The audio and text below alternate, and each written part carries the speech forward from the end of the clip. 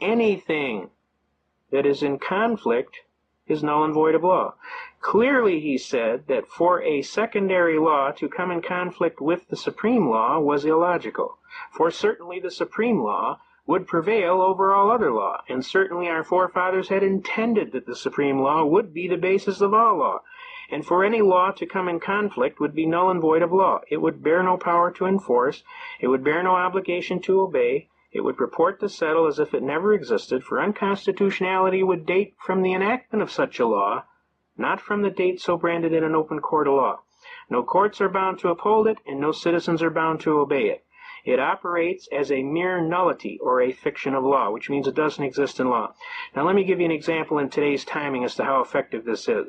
This argument is so effective that it literally nullifies the Brady Bill. It nullifies the crime bill that takes away the right of the people to keep and bear arms on these 19 weapons that turn into 159 weapons.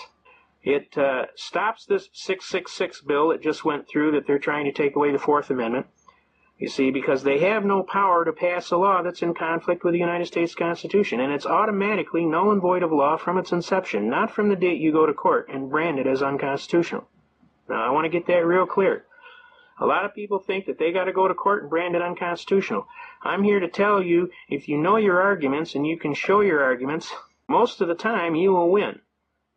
Every now and then you run into a hard-nose, but I'll show you how to deal with him too. Here we have the late Carl Miller explaining the Marbury versus Madison Supreme Court ruling, which is the most important ruling in our entire country.